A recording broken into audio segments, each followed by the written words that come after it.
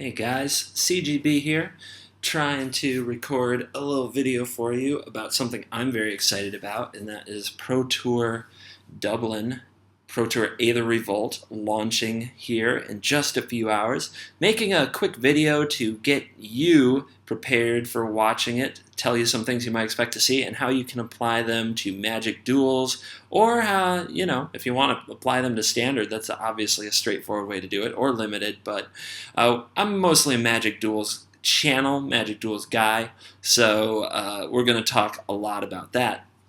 So let's get right into it. Pro Tour Aether Restored Pre-Game Party. I am a big fan of watching Pro Tours. I'm a big fan of competitive Magic. I was in that scene briefly and not the most successfully, but for those who might accuse people like me who watch Pro Tours and geek out about new cards, new decks, and competitive stuff, and you think that I'm a has-been or a wannabe, just try to think of it like this. It's like my pro football. You might watch the Super Bowl. Maybe you were never going to be a pro football player, but everybody enjoys watching the Super Bowl. I enjoy watching Magic. It's my thing. I love it, and I know some of you feel the same way. So Pro Tour Aether Revolt in Dublin is going to be on Magic's Twitch channel. It's going to be starting in a few hours. The time zones are funky.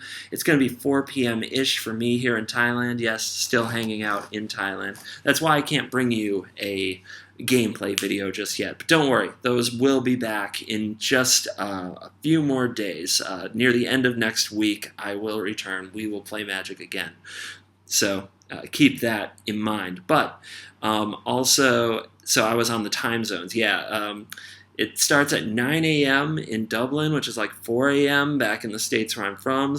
And it's on a Friday, so maybe there's school and work. It's hard to watch, but you can always catch a replay later on Magic's YouTube channel or on Twitch archives. So keep that in mind.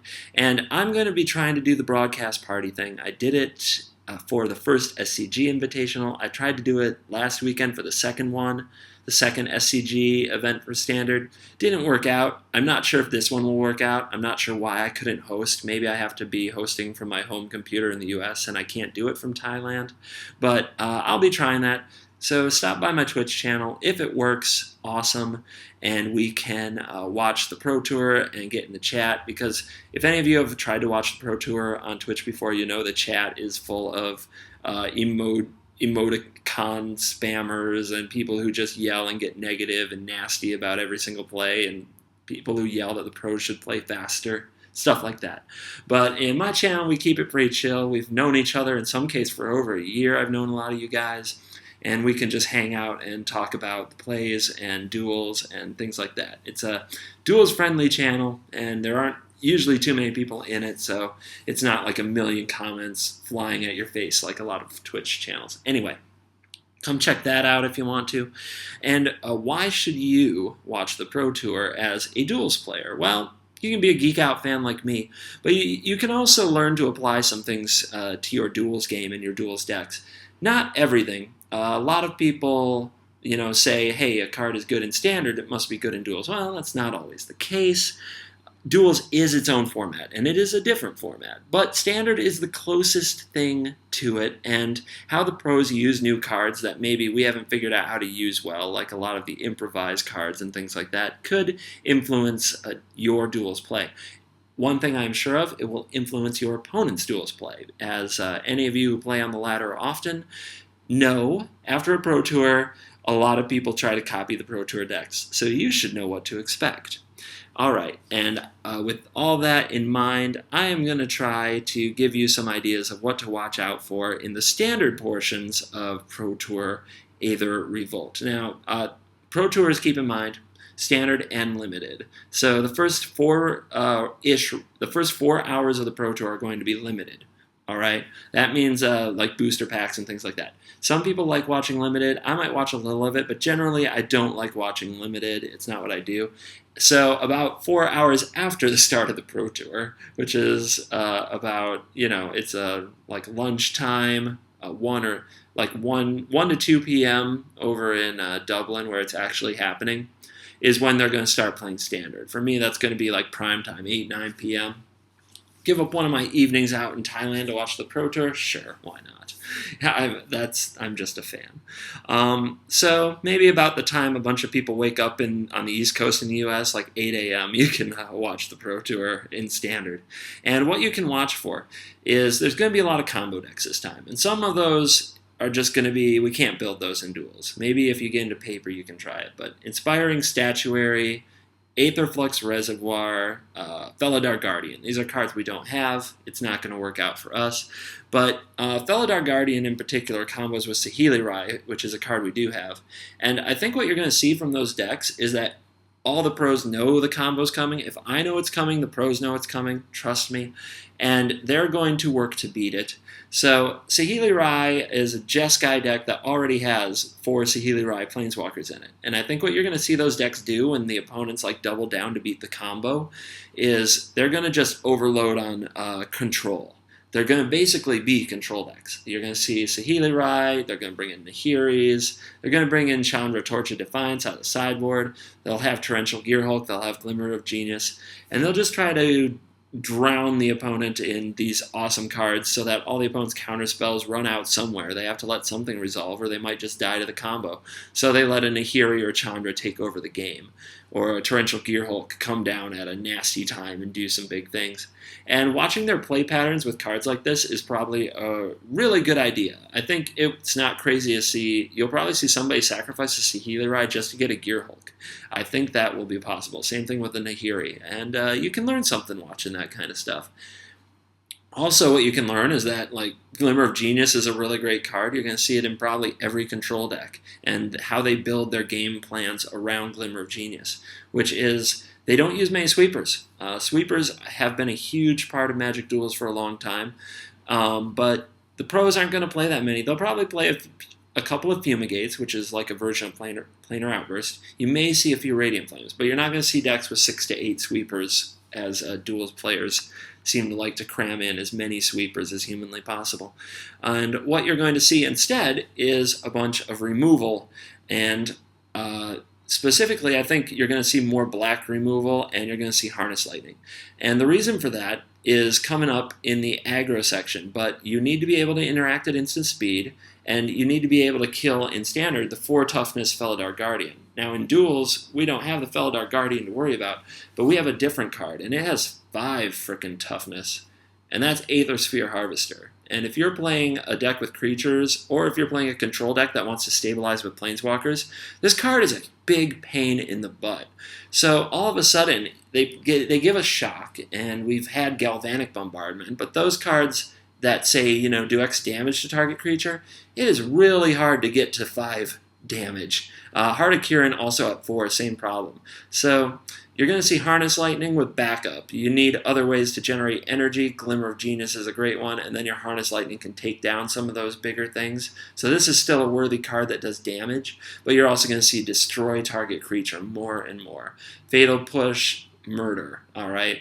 And those cards are going to come in really handy. Fatal Push, obviously, for Heart of Kirin. Harder to do for a Harvester, but Evolving Wilds gets you there. There might be some other things that get you there, like if they attack and kill your Liliana, then you Fatal Push it. Doesn't feel good, but you do what you got to do. Murder, I think you're going to see murder-ish effects, but you're also going to see plenty of Unlicensed Disintegration, which is a card I meant to put down here. And that card is both going to be from the control angle, which is easier to cast than Murder if you're playing Grixis, black and red. And you're also going to see it in aggro. It's kind of the great hope of the aggro decks right now is Unlicensed Disintegration. Because they can play cards like Heart of Kirin, Aether Sphere Harvester. They can continuously crew them with Scrap Heap Scrounger. As you saw, there isn't a lot of exile going on over here. And after they do that, Unlicensed Disintegration can move the big Gearhulk out of the way when Gearhulk comes down to ruin the game, so that they don't get the block off Gearhulk, which is often the most devastating part. They may get to flash back a Glimmer or Harness Lightning, but as long as you get the big blocker out of the way, you might be all right and still be able to sneak that damage through. So you're going to want to figure out how to get Unlicensed Disintegration in your aggro decks.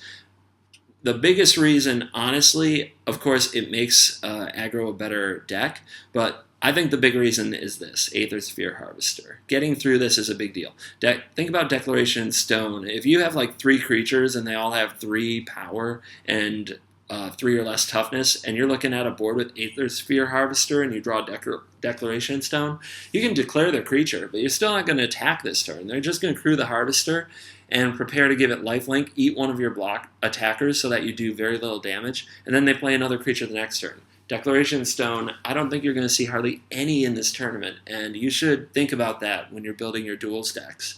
And you should be thinking about ways to kill the Harvester. Right now, in any of my decks that want to be aggressive, I have to have at least 3 ways that I think are good ways to kill the Harvester. And some ideas, the best, in my opinion, is Unlicensed Disintegration, followed by one I play more and more lately, Thopter Arrest. So just some things that you can take there and apply to Duels if you want to. I put Smuggler's Copter up here because you will not see this card at all. It is banned, but it does fit into this theme of what can be in your Duels deck, in your Duels aggro deck, and what you need to compete with it. So Fatal Push again, and Murder. I could have also put Grasp of Darkness down here, as that deals with everything but the Harvester. And it kind of deals with the Harvester, because if they're using the Harvester to block, they might get a block in, but they won't get any life, and the Harvester will die. So Grasp of Darkness should also be on that list, which is a lot of black cards. And now, as we kind of move out of the super aggressive line, we get into more of the mid-range. And mid-range decks in Duels, I'll have to do a whole video on this, but they're all beginning to look kind of the same, as I think they all want Harvester, and I think they all want Smuggler's Copter anyway. But what you're going to see a lot coming up is a lot of Walking Ballista, even in aggressive decks. But I think I put this with our mid-range because I think it's a mid-range lane card. But in aggressive decks, you're going to see Walking Ballista a lot. And you're also going to see Winding Constrictor, Inverters, Gearhulk. They combine awesome with the Ballista to turn it into just a super walking removal spell.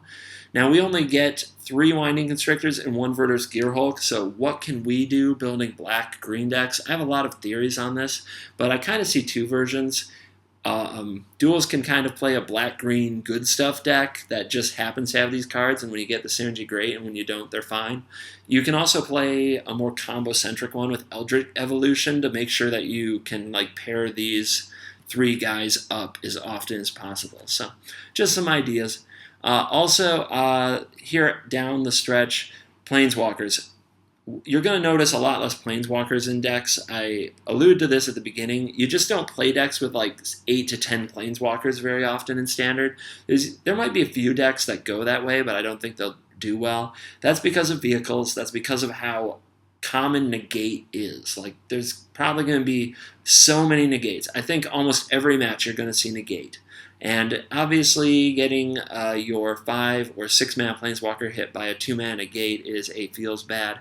We don't have to worry about that in Duels, but we do have to worry about maintaining board states for our Planeswalkers in Duels, and that means learning what removal spells work against Winding Constrictor, Ballista, Verter's Gearhulk, and vehicles. So that's the best thing you can take away from the Pro Tour. Learn from the removal spells they use and what they don't use as often. All right, I hope I've talked out some of why you should watch Pro Tour Aether Revolt, what you can watch for, and I hope to see you at the Twitch channel. It's been, also let me know if you like the video, if you like me over here on Magic Duels Helper walking through some cards with you, and I will see you later.